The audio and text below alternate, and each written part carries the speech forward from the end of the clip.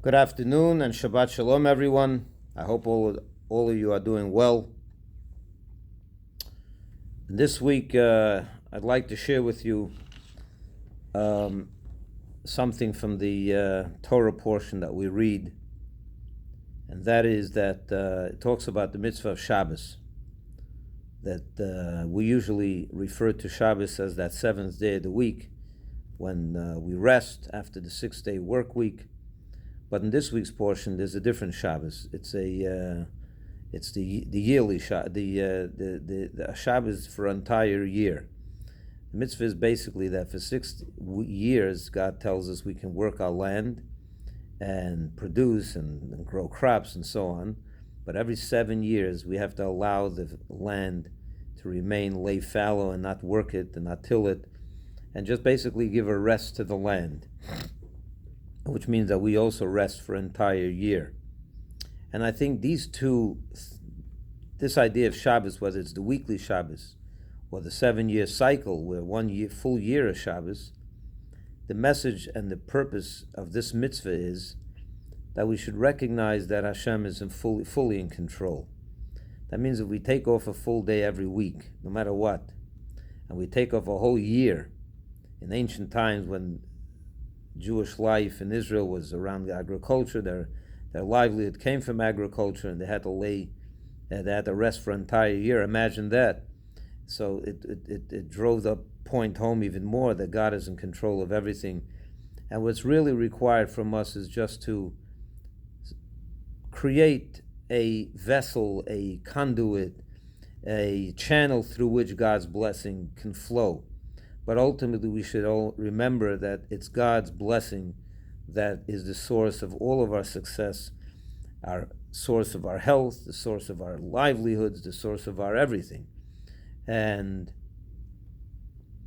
I saw a beautiful little story. I mean, it was a little video that came through the WhatsApp, was going around, and perhaps you saw it as well, where there was a Jew, I think it was in Israel, or maybe somewhere else, and it wasn't in America, and this person survived the COVID-19. He was sick, he got the virus, and he was an older man. He was in his ripe old age, either his 80s or something like that, maybe even 90s if I'm not mistaken, and he miraculously got out of it. And they came, the hospital gave him, they were going to send him a bill. They charged him for the ventilator, for this, that. And when they told him this, he began to cry. And they felt bad that they gave him a bill and he cried, and maybe he doesn't have the money, and they felt really bad for him. So they asked him if they can help him out, if he needs a little extra time, if he needs a break, what's his situation. So he says, I'm not crying because of the bill you handed me. I can pay that bill. What he said was, I've been breathing, for the last few weeks through your ventilator, and 3 weeks of air that I breathed through this ventilator costed me so many and so many thousands of dollars. He said, could you imagine how much air I breathed over the last 8 or 9 decades from God's air, and I just took it for granted how much money I owe. If 3 weeks of air I owe so much to the hospital because you gave me the ventilator, how much do I owe God?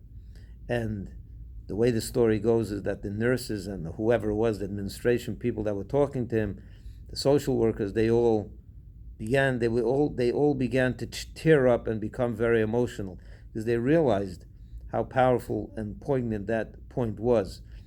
And the point is, again, that everything we have, the air we breathe, the food we eat, the livelihood we provide for our families, the health that we have, and everything we have is ultimately from God.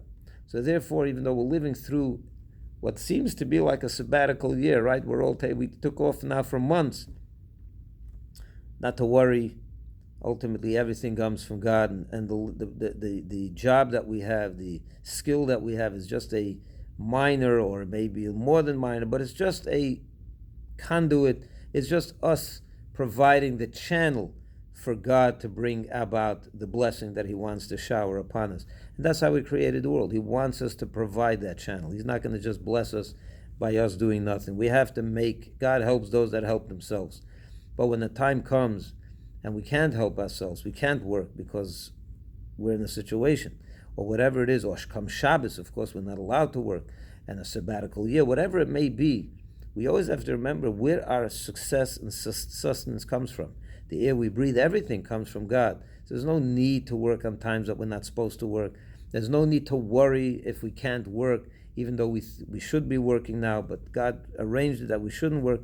It'll be okay. Everything comes from God anyway. Stop worrying. Nothing to worry about. God remembers us. He will never forsake us. And that alone gives us the strength that we need to move on in this uncertain time. One thing is certain. God has not disappeared.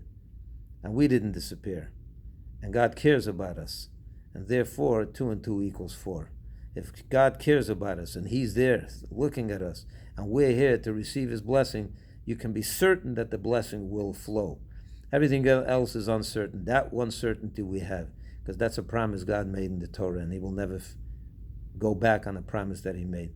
So go with your heads high and not to worry. And the message, be very clear with your children. They're listening to everything you're saying now.